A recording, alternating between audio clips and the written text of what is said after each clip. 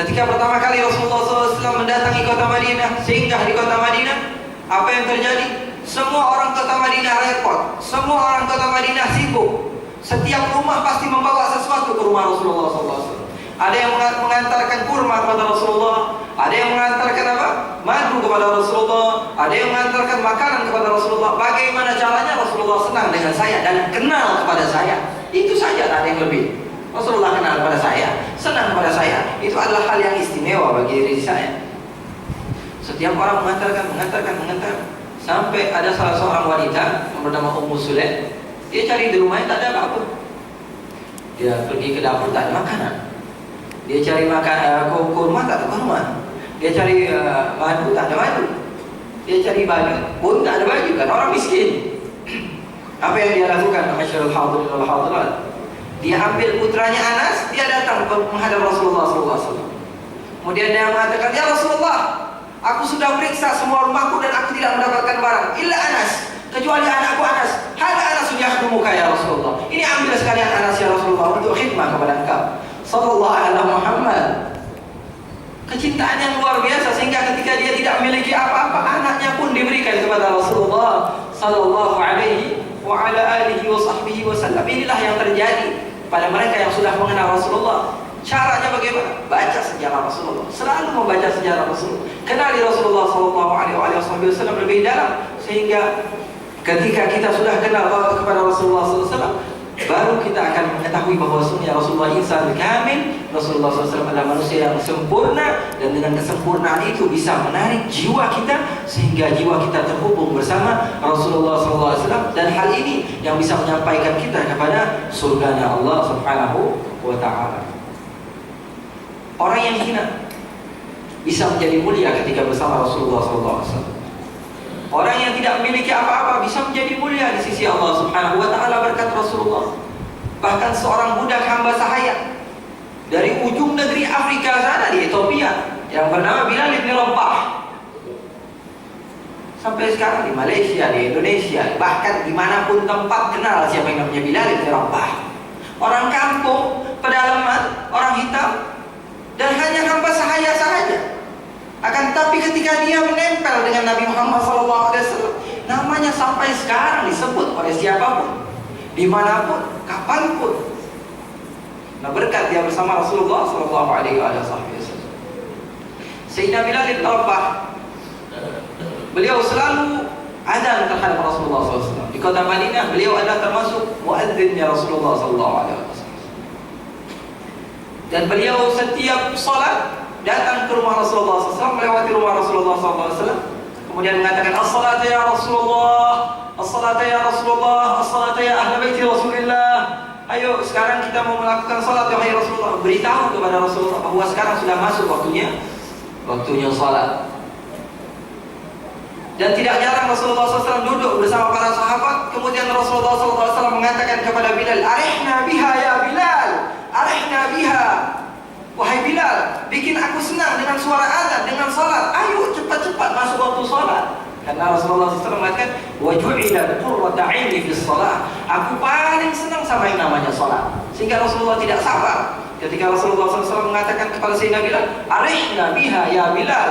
Ayo sekarang kalau bisa kau cepat-cepat azan sehingga aku bisa melakukan salat, kata Rasulullah SAW. Karena salat adalah tempat yang pas, tempat waktu yang hebat untuk seorang hamba berbicara kepada Allah Subhanahu wa Ta'ala. Seorang wali sufi dikatakan kepadanya bahwa sesungguhnya dia ini orang tidak pernah sumpah. Sumpah apa?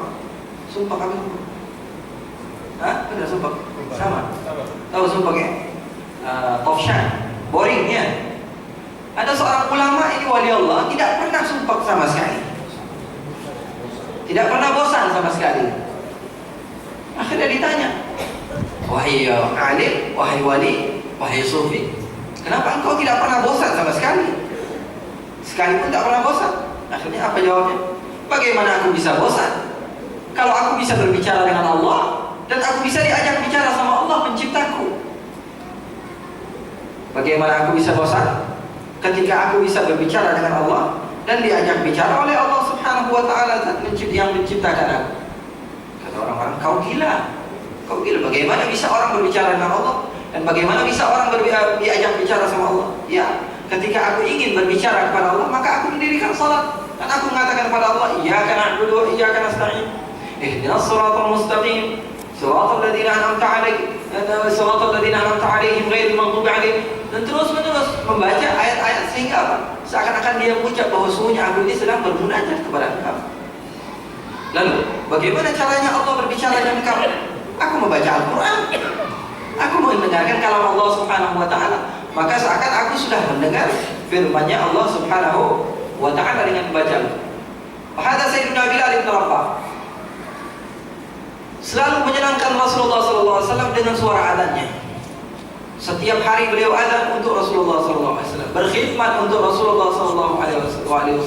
Tidak pernah kenal lelah Sayyidina Bilal bin Rabah. Sampai suatu saat Rasulullah SAW wafat, dan Sayyidina Bilal bin Rabah, karena dia tidak kuat, setiap dia melewati lorong dia dapatkan, wah ini saya teringat ketika saya duduk sama Rasulullah, ketika lewat rumah Rasulullah, saya teringat ketika saya mengatakan as-salat ya Rasulullah. Bahkan tidak jarang beliau ketika lewat rumah Rasulullah mengatakan as-salat ya Rasulullah, dan beliau teringat bahwa sesungguhnya Rasulullah sudah tidak ada. Akhirnya Sayyidina Bilal bin Rabah pindah ke negeri Syam dan membawa keluarganya semua ke negeri Syam, pindah hidup di sana. Sehingga pada suatu saat Sayyidina Bilal bin Rabah bermimpi bertemu dengan Rasulullah SAW.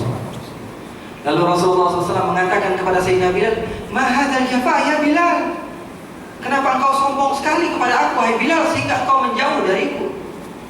Ma hadzal jafa ya Bilal? Apakah engkau sudah tidak mau lagi mengenal aku?" kata Rasulullah SAW. Terbangun dari tidurnya, dia langsung bersiap-siap mendatangi makamnya Rasulullah SAW. Beliau hijrah ke kota Madinah bersama keluarga. Sampai di sana, dia memasuki masjid Rasulullah SAW, mengenang apa yang terjadi pada zaman Rasulullah SAW. Sehingga ketika dia mau masuk masjid, dia bertemu dengan Sayyidina Abu Bakar pada zaman khilafahnya Sayyidina Abu Bakar. Sayyidina Abu Bakar berkata kepada Sayyidina Bilal, "Adzin lana kama adzanta li nabiyyina Muhammad." Wahai Bilal, tolong engkau adzan sebagaimana engkau adzan kepada Nabi Muhammad SAW. Kata Sayyidina Bilal, "Aku tidak kuat, Abu Bakar. Aku tidak akan kuat di hadal magam, aku tidak akan kuat. Aku pasti tidak bakal menyempurnakan adzanku, karena aku pasti akan teringat kepada Rasulullah SAW." Akhirnya Sayyidina Abu Bakar berkata kepada Sayyidina Umar, "Coba kau saja yang suruh Bilal ini adzan." Karena Sayyidina Umar kuat orangnya. Jadi ketika orang disuruh sama Sayyidina Umar, iya. Kenapa? Karena Sayyidina Umar terkenal orang yang pemberani. Sayyidina Umar menyuruh, tak mau juga. Sayyidina Uthman menyuruh, tak mau juga. Sayyidina Ali, mantu Rasulullah, orang yang terdekat dengan Rasulullah SAW, mengatakan, "Ya Bilal, adzanna kama adzanta li Nabi Muhammad sallallahu alaihi wasallam." Dia mengatakan, "Enggak mau, aku enggak kuat agama ini." Sampai datang dua orang ke masjid tersebut yang bernama Al-Hasan wal Husain, putra Rasulullah sallallahu alaihi wasallam, cucu Rasulullah SAW, orang yang paling disayang oleh Rasulullah sallallahu alaihi wasallam.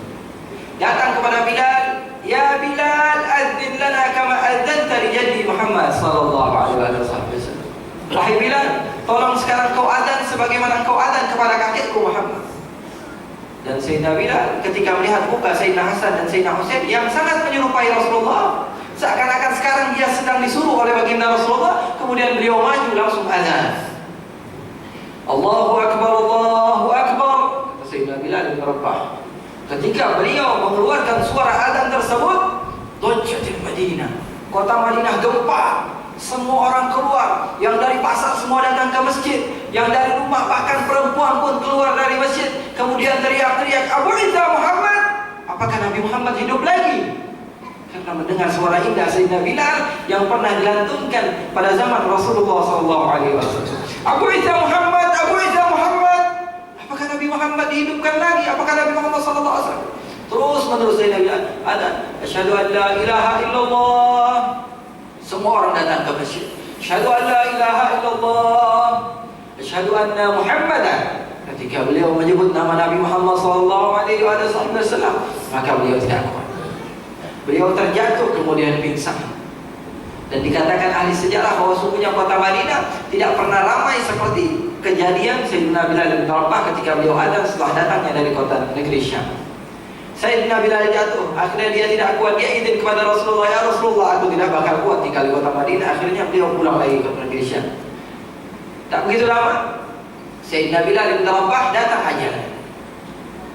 Ketika nazak, anak istrinya semuanya keliling di jasad Sayyidina Bilal, kemudian menangis semua. Wa karabah, alangkah sedihnya kami. Wa abatah, oh ayah kami. Wa karbah, oh sedihnya kami. Oh ayah kami.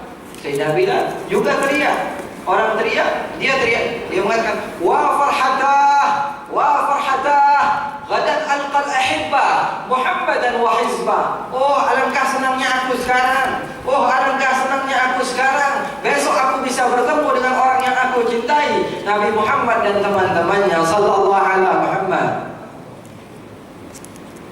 Mereka mengharapkan kehidupan yang fana, akan tetapi seorang ini tahu bahwa sungguhnya ada kehidupan hakiki kelak di hari kiamat yang jauh lebih indah daripada kehidupan yang fana ini. Mencintai Rasulullah sallallahu alaihi wasallam sehingga untuk mengucapkan nama Nabi Muhammad mereka tidak kuat. Abdullah bin Umar, sahabat Nabi Muhammad sallallahu alaihi wasallam yang sangat mutaba'ah kepada Nabi Muhammad sallallahu alaihi wasallam. Abdullah bin Umar diceritakan oleh Ibnu Taimiyah di dalam kitabnya yang bernama Al-Kalimatut Thayyibah. Pengarangnya siapa?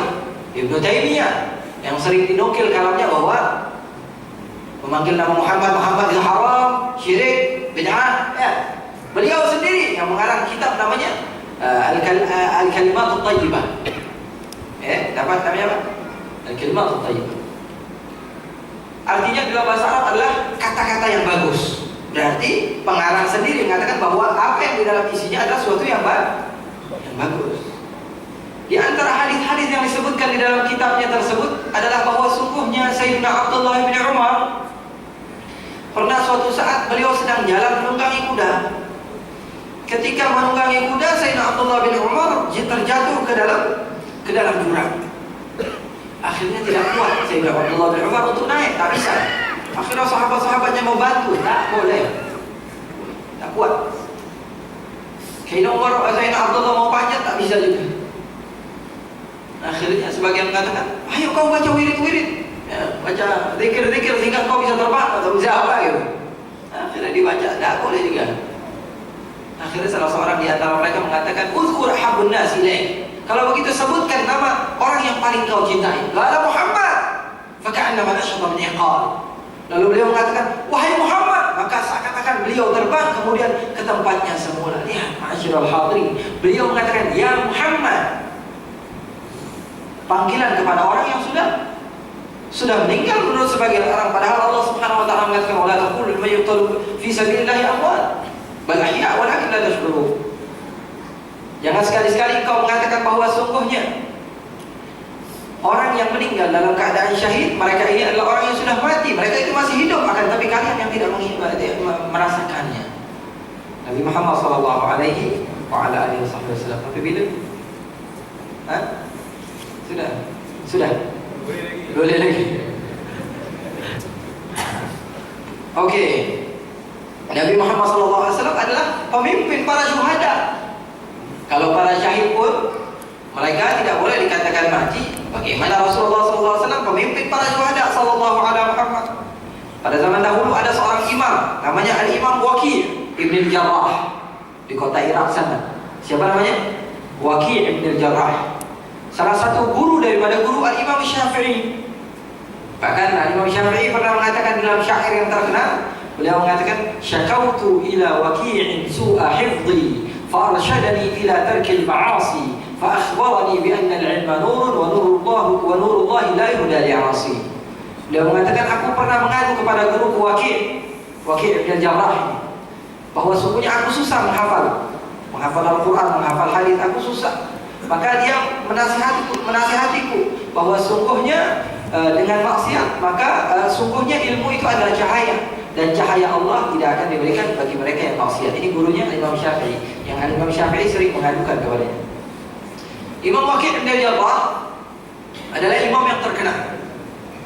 Beliau kalau membuat majlis yang hadir ribuan, Bahkan pejabat-pejabat orang pemerintahan pun ikut hadir bersama dia. Kalau sudah membuat majlis, banyak orang yang ikut hadir. Beliau pada zaman Abu Hanifah, atau di bawah sedikit dari Abu Hanifah, tapi di atas Imam Syafi'i. Waqi' bin Jarrah pada suatu saat beliau mengadakan majlis yang besar. Beliau membacakan sejarah Rasulullah SAW, membacakan hadis Rasulullah SAW, dan di antara salah satu hadis yang disebutkan oleh Waqi' bin Jarrah, hadis ini sanadnya tidak benar, akan tapi ketika itu karena yang namanya penceramah terkadang pleset di lidahnya, karena keasikan ngomong akhirnya semua disebut. Ya namanya manusia, semua pasti akan salah. Semua manusia itu salah. Akhirnya Waqi' bin Jarrah menceritakan salah satu hadis bahwa sesungguhnya Rasulullah SAW ketika meninggal dibiarkan, setelah 3 hari didapati oleh sebagian sahabat tangan Rasulullah SAW mengkerut. Tahu kalau orang wafat, orang meninggal itu kalau tak diberi balsam itu tangannya akan mengkerut ya. Tangannya mengkerut. Dikabarkan bahwa sesungguhnya Rasulullah SAW tangannya mengkerut. Akhirnya apa yang dikatakan oleh Waqi' bin Jarrah ini direkam oleh sebagian murid Waqi' bin Jarrah. Oh, ada yang megang handphone, ada yang megang iPhone, kan ada artinya. Direkam semua, disebarkan, di-share ke Facebook ya, di broadcast. Akhirnya sampai ke kota Madinah, ke kota Mekah, bahwa sungguhnya Waqi' bin Jarrah mengatakan bahwa Rasulullah 3 hari setelah wafat, Rasulullah SAW tangannya apa? Tangannya berkerut. Ada salah satu imam ketika itu di kota Mekah mendengar apa yang dikatakan Waqi' bin Jarrah. Beliau mengatakan, barang siapa yang bisa membawa Waqi' bin Jarrah ke sini, maka dia aku akan doakan masuk surganya Allah Subhanahu wa taala. Dia akan menjadi orang yang saleh. Dia akan menjadi orang ini dan itu. Kenapa? Karena Waqi' bin Jarrah adalah orang yang tidak memiliki akhlak kepada Rasulullah SAW. Tidak memiliki adab kepada Rasulullah SAW. Bahkan orang kafir pun lebih mulia daripada Waqi' bin Jarrah. Karena orang kafir memuji Rasulullah, tapi Waqi' bin Jarrah menghinakan Rasulullah SAW. Lihat masyarul hadirin, kecintaan orang zaman dahulu kepada Rasulullah. Kalau kita tidak, bahkan ada yang menggambar Rasulullah, biasa saja tidur di rumah nonton televisi. Benar atau tidak? Kalau zaman dahulu cuma mengatakan tangan Rasulullah SAW mengkerut, mereka marah. Bahkan mereka berani membayar mahal. Sehingga Waqi' bin Jarrah dibawa ke kota Mekah dan dimasukkan ke dalam penjara karena salah membawakan hadis, ataupun dia membawakan hadis karena amanah ilmiah beliau mendapatkan dari gurunya, begitu ya begitu disampaikan kepada orang lain. Akhirnya sudah dimasukkan ke penjara. Waqi' bin Jarrah, imam yang ada di kota Mekah tadi, dia bersantai saja di rumahnya. Sehingga suatu saat semua ulama datang dari penjuru dunia, karena Waqi' bin Jarrah ini mempunyai akal yang hebat, cerdas, ulama yang ternama. Dengan Waqi' bin Jarrah hilang, maka satu ulama di dunia hilang pada saat itu. Akhirnya setiap ulama dari setiap daerah mengatakan kepada imam itu, wahai imam Makkah, wahai syekh Makkah, keluarkanlah dia dari penjara itu. Saya tolong, mungkin dia kesalahan, tidak. Apakah engkau ingin menjadi dajjal sehingga ingin mengeluarkan dajjal ini? Dia ini orang yang tidak memiliki akhlak kepada Rasulullah SAW. Akhirnya semua ulama dari semancanegara datang untuk mengeluarkan Waqi' bin Jarrah, tapi Waqi' bin Jarrah tak boleh, tak ada dikasih keluar. Sehingga datang seorang ulama yang terkenal pintar dan cerdas, Sufyan Ats-Tsauri. Dia datang kepada Imam Makkah tadi mengatakan, wahai imam, kau tahu atau tidak bahwa sungguhnya Waqi' ini mempunyai murid orang pemerintahan. Kalau engkau memperlakukan Waqi' bin Jarrah dengan tidak benar, maka ulama-ulama semua akan dibunuh oleh pemerintah. Gara-gara satu Waqi' bin Jarrah, maka banyak ulama yang akan mati gara-gara engkau. Maka dengan mengeluarkan dia, insya Allah ulama-ulama kita akan selamat. Akhafud dhararain katanya ada dalam kaidah usuliyah. Itu kalau misalnya ada 2 hal semuanya jelek, maka mau tidak mau kita ambil satu. Sekarang kita berada di hutan yang di situ tidak ada makanan sama sekali. Ada bangkai babi, ada kita, dan tak ada makanan sama sekali. Kalau kita tidak makan bangkai babi, maka kita akan mati. Kalau kita makan bangkai babi, hukumnya haram. Dua-duanya haram. Berarti dua-duanya tak boleh dilakukan. Tapi ada yang lebih lemah, akhafud dhararain, ada yang lebih mudah untuk dilakukan, maka itu saja dilakukan, tak apa-apa. Setelah itu taubat kepada Allah Subhanahu wa taala. Maka bangkai babi ketika itu hukumnya wajib untuk dimakan. Agar apa? Agar kita bisa selalu hidup. Nah, ini dia memakai qiyas dengan hal yang seperti itu, akhafud dhararain. Kalau kita memperjarakan waki, maka ratusan ulama akan meninggal. Kau keluarkan saja waki, suruh dia aja menjauh dari sini, tapi ulama-ulama kita akan selamat. Ya kata begitu. Kata imam tadi, ya sudah, keluarkan saja waki, tapi dengan syarat jangan sampai dia menginjakkan kakinya lagi ke tanah suci, ke kota Makkah dan kota Madinah. Jadi Imam Waqi keluar, dan beliau sebelum keluar beliau izin kepada imam tadi bahwa semuanya aku sekali saja ingin berziarah kepada Rasulullah SAW. Akhirnya diizinkan. Imam Waqi datang ke kota Madinah, menziarahi Rasulullah SAW, menangis di hadapan Rasulullah SAW. Kemudian beliau mendatangi magam syuhada Badar. Ketika itu syuhada Badar, beliau teringat hadis dari Jabir bin Abdullah bahwa sungguhnya syuhada Badar, orang-orang yang meninggal pada peperangan Badar itu, pada peperangan Uhud itu 40 tahun setelah peperangan Uhud, kuburannya digali lagi untuk dipindahkan 40 tahun. Dan mereka semua mendapatkan bahwa sesungguhnya badan orang-orang yang dari syuhada Uhud itu semuanya utuh, bahkan tidak mengkerut sedikit pun. 40 tahun. Lalu dia berpikir, kalau syuhada Uhud saja setelah 40 tahun tidak mengkerut tangannya, bagaimana Rasulullah SAW pemimpin mereka? Setelah itu beliau istighfar dan beliau mengadakan majelis yang besar, dan beliau mengatakan bahwa sungguhnya apa yang beliau katakan sebelumnya adalah sesuatu yang tidak benar. Sallallahu alaihi Muhammad wa ala ali Muhammad. Semoga Allah Subhanahu wa taala menjadikan hati kita terbuka untuk mengenal Rasulullah SAW, untuk selalu membaca sejarah Rasulullah SAW, untuk dipermudahkan oleh Allah Subhanahu wa taala agar mampu mengenal hakikat siapa itu Nabi besar Muhammad SAW. Sehingga dengan kita mengenal Rasulullah SAW, timbul rasa cinta di dalam hati kita, lalu kita akan mengikuti semua sunnah Rasulullah sallallahu alaihi wa ala alihi wasallam. Allahumma ja'al jam'ana hadha jam'an marhuma wa tafarruqana ba'dahu tafarruqan ma'suma wa la taj'al fina wa la minna wa la ma'ana syaqiyan wa la mahruma. Ya Allah, jadikanlah perkumpulan kami ini perkumpulan yang Engkau sayangi, ya Allah. Tidak keluar kami dari tempat ini kecuali dosa-dosa kami telah Engkau ampuni, ya Allah. Dosa-dosa kedua orang tua kami, ya Allah. Mereka yang masih hidup, ampuni dosa-dosa mereka, ya Allah. Mereka yang sudah meninggal, jangan Engkau harapkan kepada mereka akan apa-apa pahala yang telah Engkau bagikan kepada kami, ya Allah. Kami minta maaf kepada Engkau, ya Allah, karena Rasulullah sallallahu alaihi wasallam sudah banyak jasa kepada kami, namun kami tidak ada jasa kepada Rasulullah. 24 jam Rasulullah SAW mengingat kami, namun kami 1 jam saja jarang dalam sehari kami mengingat baginda Rasulullah SAW.